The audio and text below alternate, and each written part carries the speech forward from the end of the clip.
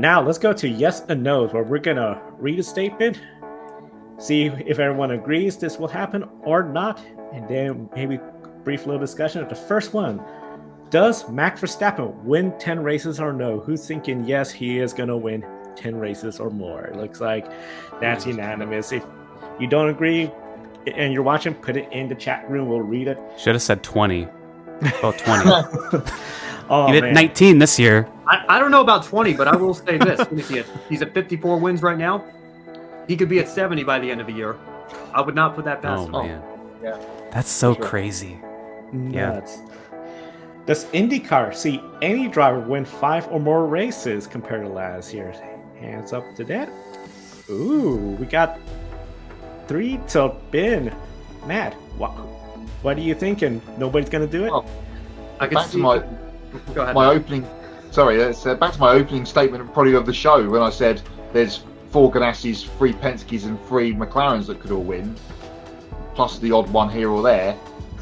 So yeah, I feel like it's as open as it ever was. But to Alex's point earlier on as well, if Palou just racks off a few, continues the podium runs and wins, then that kind of takes that away. But yeah, I don't think we're going to see that. I mean, I could see Dixon winning 3. I could see Palou winning 4. Newgarden winning 4. But 5, I mean, you're really starting to push it there. And hey, all credit to Alex Palou. He had I was calling him Alex Verstappen on this show with how much he was winning and how dominant he was. He clinched the championship before the final race for the first time in 16 years or 18 years, whatever it was. I think that there's certainly a possibility that it could happen, but I don't feel confident enough to make it a yes prediction. So I will say no, just based on certainly more parity in IndyCar than we have in Formula One, that's for sure. Next question. Does Trackhouse get a podium in MotoGP in their first year? Hands up, you're thinking, yeah. I have no idea. And it looks like one. Matt, I don't know who they are, Eva. I'm sorry. Matt, you're feeling good that Trackhouse might get a podium with Miguel Oliveira or their other rider? Well, I feel like they're the second Aprilia team, and Vinales did well at the end of last season. Espargaro was strong in points throughout for the main team, and that's obviously what was the RNF team, which is now the Trackhouse MotoGP team, struggled with budgetary issues and things towards the middle to back half of the season. Not that there was, it's not like a development race in MotoGP like it is in Formula One, for instance. But I could certainly see if those 2 guys with more experience from last season, the bike's not going to change massively. We can see those guys up on the podium. It'd be good to get one at COTA, wouldn't it? If Pitbull can get to COTA, then for the second the America's Grand Prix in March or somewhere early portion of the season, April, if they can get one of those guys on the podium at COTA, that would be excellent. That'll be really interesting. That'll be a huge story, especially for American audiences and MotoGP trying to crack the American market. Supercars. Do we think Broc Feeney, who's replacing Shane Van Gisbergen, gonna outscore a teammate? Will Brown, who's replacing Shane Van Gisbergen, outscore his teammate Broc Feeney? Hands up for that. Oh, I don't know. I don't watch Supercars. That's gonna be. I know. One of the big things I'm thinking, Broc Feeney, he's gonna really want to make the point he's the number 1 driver in AAA racing. Will Brown's gonna make it really hard, but it's gonna be really interesting. I think Will Brown will get it done. World Rally Championship. Matt, do you anticipate Thierry Neuville or Elfyn Evans higher in the points come the first Sunday of April? So we're going to have 3 races by the time we get our first grid ranking leaderboard for the season. Kicks off in Monty in a few weeks' time. We'll have a preview on grid tonight in a couple of weeks. It's going to be, WRC is going to be really interesting this season, as I talked about earlier, with no Rob and Pera.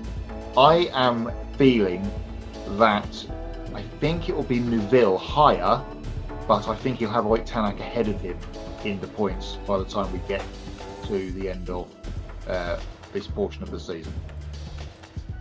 Now a question for everyone, of course, Indianapolis 500, Kyle Larson doing that and the Coca-Cola 600. Does Kyle Larson complete every lap in the 500 and the 600? Yes.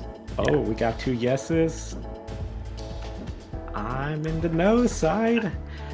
I really want to raise my hand, but it is so difficult to do. And Tony Stewart's the only driver that's ever done it. You know, it just everything has to line up just perfectly. I'll say this much: if he completes every lap of the 500, I think he's got a good shot at it. But it's going to be getting that first leg as an Indy 500 rookie, and if anybody's got the talent to do it, it's going to be Kyle Larson. But you know, again, I mean, Kurt Busch, you know, did a hell of a job when he did the double in 2014, but then he lost an engine. You know, I mean, it's just you never know what's going to happen. It's such a long day. I just feel like there's so many opportunities for something to not go right. You know, I'm not saying Kyle Larson's going to DNF, but I think, you know, I could see him in one of those two races dropping a lap and coming up just short. But I hope he goes out and does it. I think motorsports crossover is something we need more of in this day and age. I'm so pumped to see Kyle Larson give it a shot, and I hope he can prove me wrong here and be the second driver ever to complete all 1,100 miles.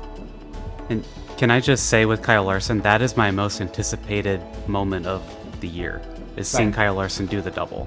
Because he, right now, I know like name recognition in racing isn't as big as it once was with like Tony Stewart, Jeff Gordon, but this is the biggest driver name to be doing the double. Or just in jump, he's the biggest name in racing right now, in America, at least. And this is big. Like within the racing circle in America, NASCAR, IndyCar fans, everyone's gonna be knowing about this, and everyone's gonna be watching and curious to see how he does. And he's gonna be with McLaren, that is, who are super strong at Indianapolis right now. Honestly, I don't think he can win it, but like if he can figure it out the way Kurt Busch did, I wouldn't rule it out. Like I'm so excited to see how he does there. Indianapolis 500, Coca-Cola 600 double. That's going to be really fun to watch. Next question. Will Charles Leclerc win from the pole in 2024? Nope. He's with Ferrari. No. It looks like it's a unanimous no. So I go middle. Like who knows? he could get the pole. It's just, well, we saw what happened in Brazil on the pace lap, with the parade lap to the grid, and just... That wasn't his fault, though. That was I tell you what, that won't happen. But what will happen is somewhere in Q1, you'll have an engine blow up or gearbox failure or something. Have to start at the rear of the field and then win the race. Well, he will start at the rear of the field because of the gearbox failure at some point. He's not going to come through and win the race. To Alex's point, this is Ferrari we're talking about. The Dallas Cowboys of Formula One. What can go wrong will go wrong unless your offensive lineman doesn't report to the official before your 2-point conversion try. But I don't think Ferrari has to worry about that. Yeah, maybe if Red Bull didn't exist, there would be a different answer to this question. True. Now, back to IndyCar. Does AJ Foyt Racing, with Penske support, get a podium? Anyone thinking that's a... Oh, I'm seeing no hands. I don't know who drives for AJ Foyt this year because I've not been keeping track. I don't think we know either, because there's like... there's like some... Well, let's see. So I don't know, possible Santino, drama happening there. Santino Ferrucci's under contract, right? And they just announced Stingray Robb.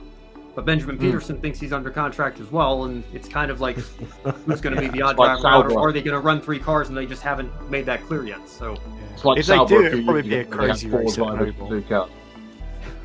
Yeah. If Santino Ferrucci is in a car at the Indy 500, yes. Otherwise, no. And comment in the chat room. Casey Campbell thinks Stingray Robb does get on the podium, and he does bring up how about them Cowboys too. So, all right, Enea Bastianini, hoping for a better season. Does he challenge his teammate and 2-time champion Pecco Bagnaia for the championship? Man, I see you're saying no. And as I said earlier, he's got Marquez and Martin in the other 2 Ducati teams that are going to be running him hard for the championship. Bagnaia, that is. If, of course, no one else is, unless we have some miraculous thing where Yamaha suddenly have got the best bike and Quartararo and Rins are at the front of the field. It's unlikely.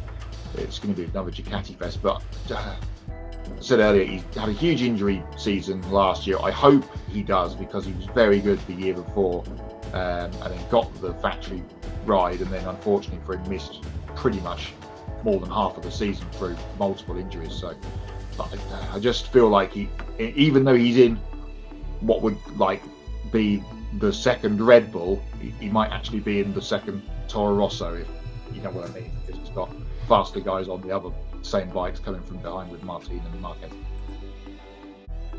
And one of the things, Matt, I gotta ask, World Rally Championship, Tänak, does he win a race before Thierry Neuville to end this segment? Yes, I think he wins in Sweden, which is round 2.